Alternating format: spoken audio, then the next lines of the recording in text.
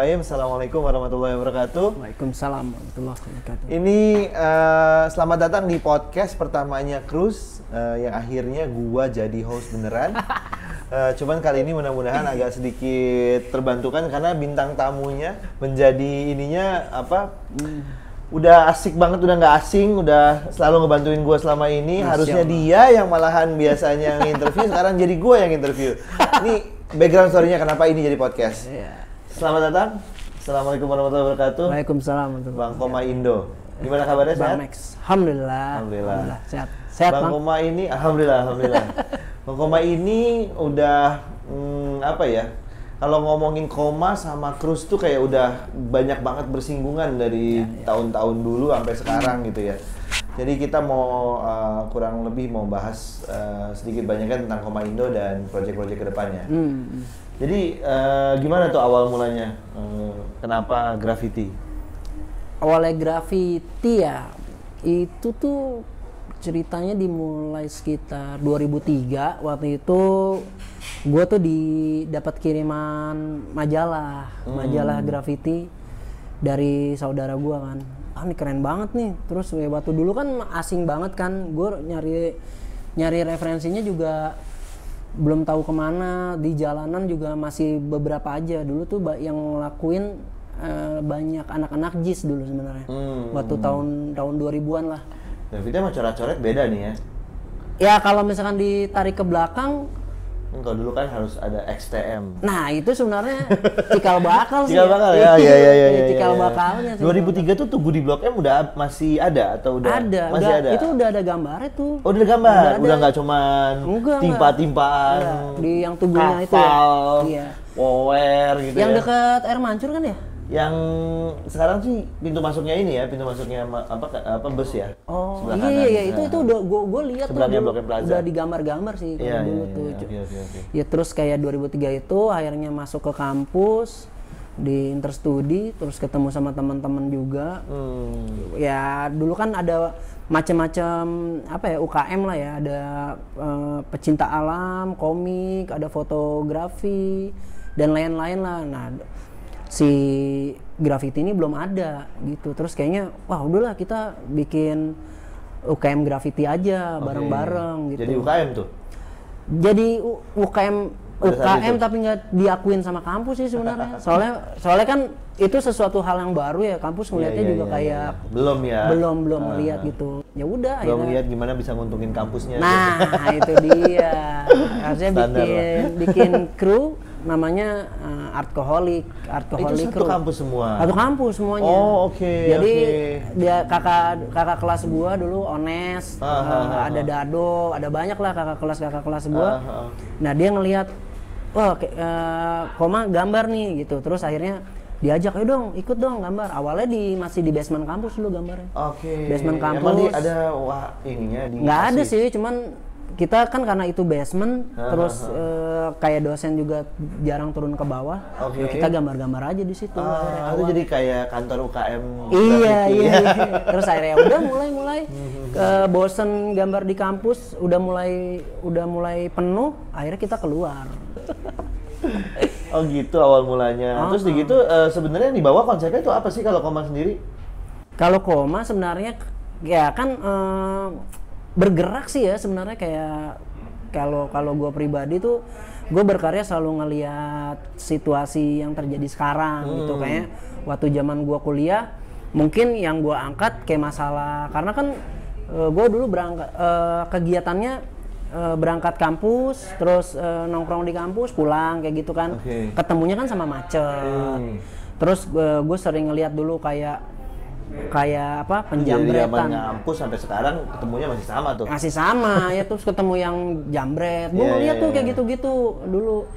Karena di daerah-daerah Blok M gitu kan, terus kayak orang, ya gue pernah juga di Palak gitu dulu di Blok M waktu itu kayak gitu. Nah jadi kayak nama Koma sendiri ini tuh kayak dulu lebih gue ngasih tahu kalau Jakarta tuh udah dalam keadaan koma gitu, macet.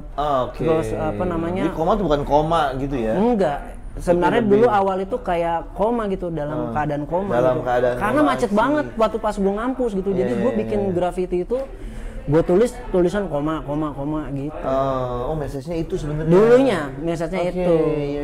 Terus Baru bergeser tahu ke nih. sini, bergeser ke sini. Bergeser ke sini kehidupan gue kerja gitu kan, kehidupan kerja, tekanan kerjaan besar banget akhirnya yang ngebikin gue terbatas buat berkarya lah. Nah, akhirnya koma ini jadi konsepnya kayak jadi kayak tanda baca gitu, belum berakhir kayak gitu. Bergeser terus sih secara Iyalah ya, konsep. maksudnya sebenarnya sama aja kayak brand ya. Iya, Udah itu benar-benar. bentuknya udah kayak brand ya. Ya maksudnya namanya brand itu kan dari 2003 persis banget sama kayak terus kan nggak mungkin gitu terus Benar. aja ininya, pasti kan ada berevolusi ya, apalagi 2003 banget, udah lama banget. Iya gitu. kan jadi kayak apa ya? Kayak sebenarnya kayak momentum masa gitu. Mungkin pada saat itu besarnya di sini, tapi kan nggak Ya, di situ terus. betul, Pasti kan betul, bakal betul, bergeser betul. sesuai sama experience kita Benar, kan. benar. Kayak gitu. Terus dan umur juga ya. Ya, benar. Iya dong, itu paling kayaknya Iya, pengaruh iya. banget ya. Tapi maksudnya walaupun umurnya Bener sih. menambah, tapi kan kita tetap muda Betul. secara spirit. Spirit. Tapi udah ngomongin 2003 itu kan udah berarti mau 19 tahun kan? Iya, Mau 19 tahun gitu. Kalau itu lo punya anak di 2003, lo udah mau ngawinin lagi tuh sebenarnya. Udah gede lo 19 tahun gitu kan. Maksudnya gimana sih lo dari 2003 gitu sampai lo kan nggak ngomongin kayak gua kadang-kadang kalau ngomong clothingan gitu ya. Orang nanya gimana sih dari 2003 sampai sekarang masih tetap ada gitu. Ya gue tinggal nggak tutup aja, sesimpel itu kan. Ya jadi ada karena tidak bubar kan. Bener. Kalau ngomongin graffiti artis itu kan udah ngomongin movement, udah ngomongin semangat, udah ngomongin kadang-kadang lo juga bosen karena nggak semua yang lo gerakin dari badan lo itu menghasilkan kan katanya gitu kan. Kalau ujung-ujungnya duit sih pasti ada tujuan yang clear gitu kan. Ya kalau ini kan berarti kan nggak selalu itu kan. Itu gimana tuh 19 tahun? Tetap ngulik sih gitu, karena gue suka ngelihat suatu movement gitu loh. Tapi lo tetap main sama temen-temen lo yang dari 19 tahun yang lalu Masih. atau masih ada juga? Iya sih, gue sampai sekarang sama Artcoholic Masih ya? Masih. Tapi Bahkan- banyak yang baru?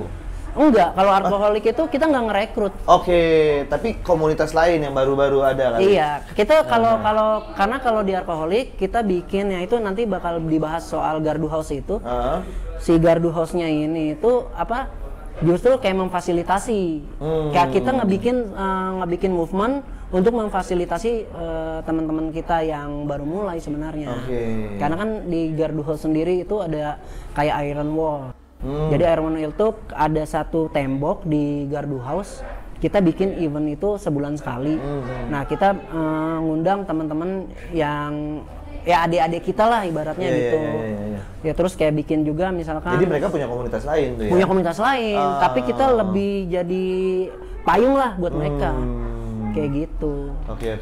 Jadi nggak kayak lo harus gabung sama gua semua gitu ya? Gue justru lebih seneng ketika gue bikin blueprintnya, plate projectnya, lo meneruskan, gue seneng banget. Oke, keren banget. Iya. Jadi makin gede ya? Makin gede. Kayak salah satunya kan kalau lo tahu Street Dealin. Oke, ya. Street Dealin Event kan- tuh ya? Apa? Event Besar, bahkan bisa dibilang Asia Pasifik. Si Street Dealin ini Yang datang. Iya, Asia Pasifik, acara besar se-Asia Pasifik. Nah, blueprintnya ini kadang banyak juga teman-teman dari luar Jakarta yang ngambil konsepnya untuk untuk dijalanin di kotanya dijalanin di kota masing-masing. masing-masing, tapi bukan dengan nama Street Dealin, dan nggak apa-apa. Oke. Gitu, seneng banget. Karena emang movement ya sebenarnya. Jadi semakin banyak yang ngejalanin yang sama, semakin oke ya.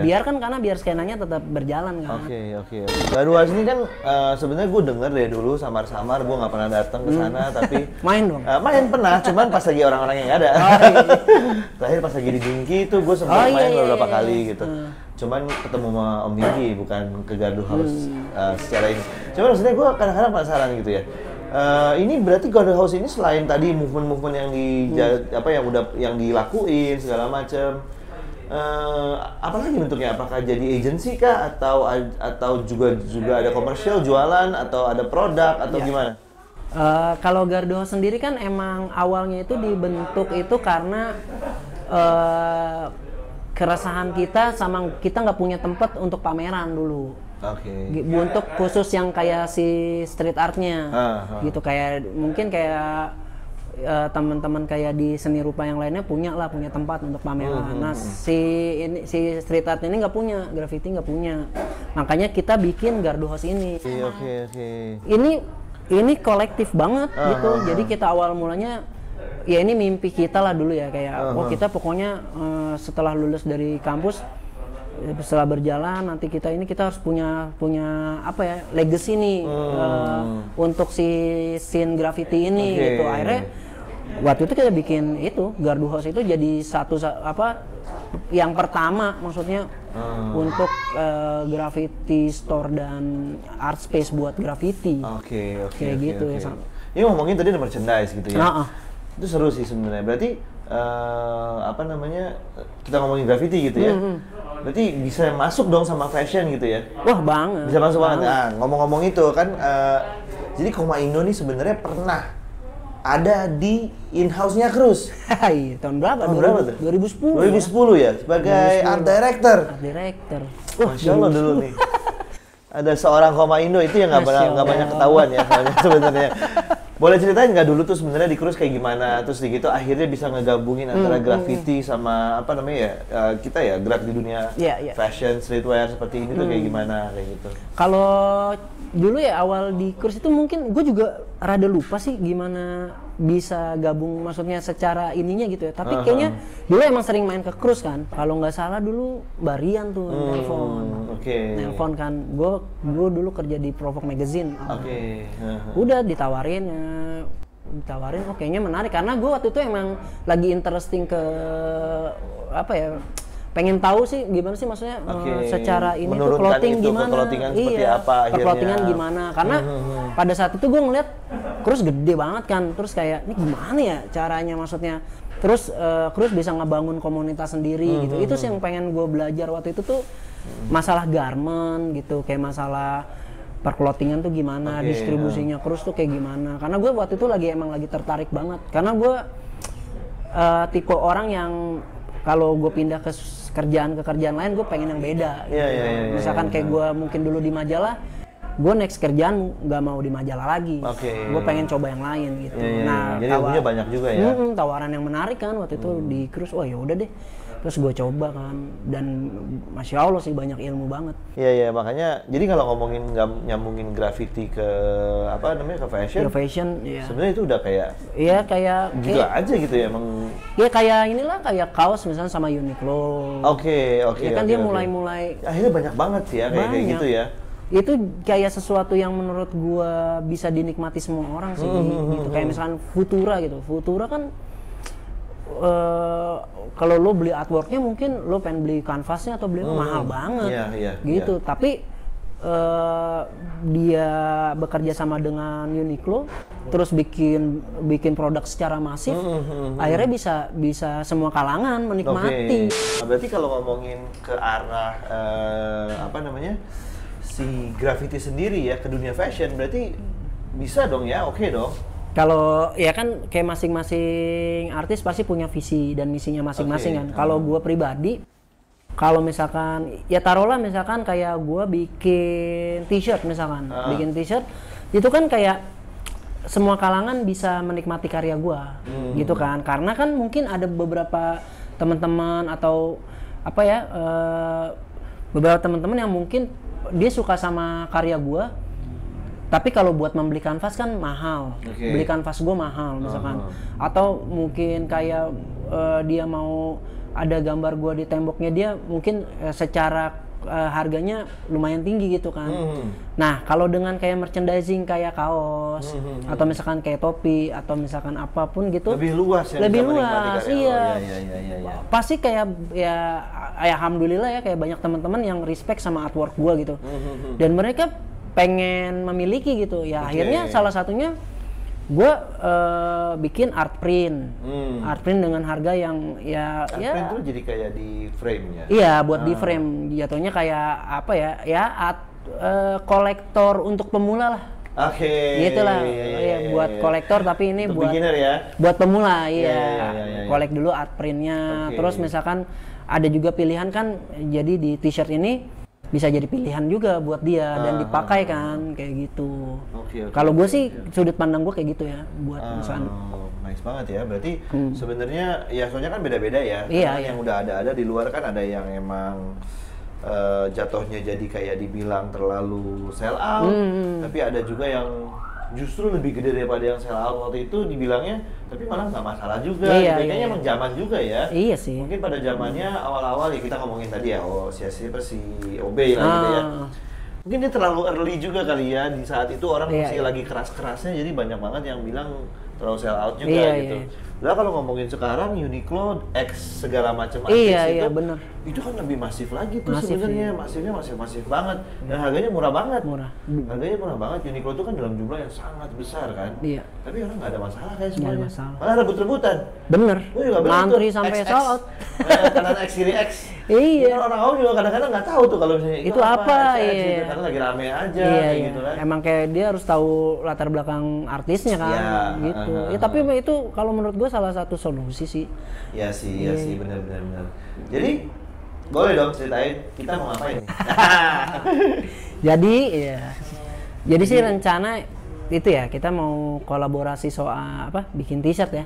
Oke, ya. Kolaborasi bikin Jadi ini t-shirt. ada salah satunya selain memang Koma ini Durti Crew udah dari kapan tahun ya 2010 gitu ya. Kelas 2010. Kelas Iya. 2010 karena emang Cruise itu keluar kelas. Kelas.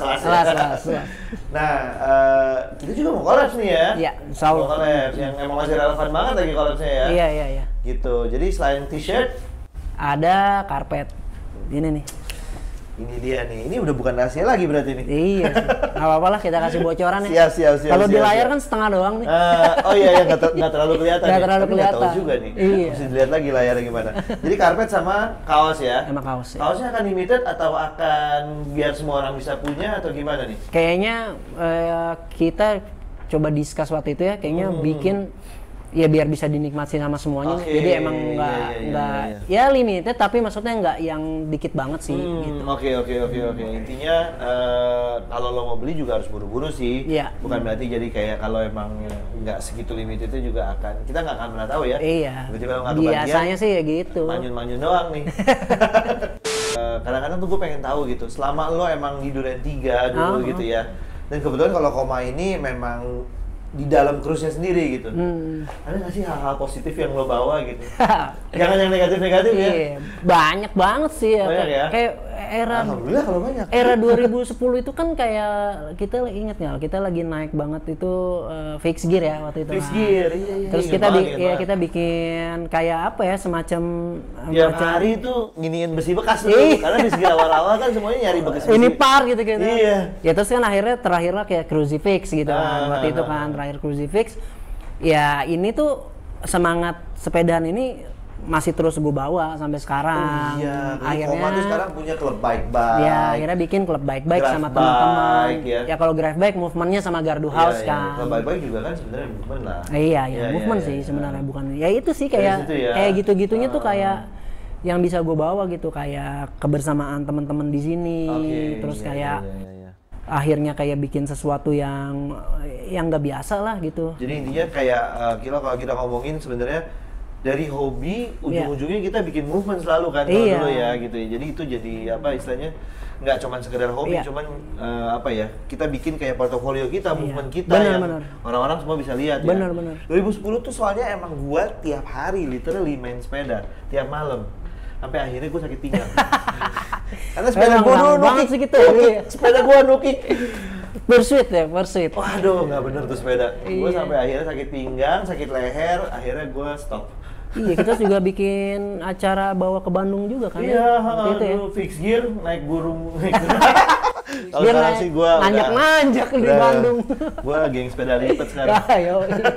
Udah cukup ya, paling gampang-gampang aja deh. Siap. Oke, kalau gitu thank you banget. Durti Crew Forever akan terus mewawancarai teman-teman yang memang udah pernah ada di in-house-nya Cruise atau yang memang benar-benar selama ini ada di Duren 3 dan menjadi support sistemnya Cruise. Pokoknya tungguin ini berikutnya dan yang pasti ini nggak boleh ketinggalan. Thank you. Yuk. Assalamualaikum warahmatullahi wabarakatuh. Waalaikumsalam warahmatullahi wabarakatuh.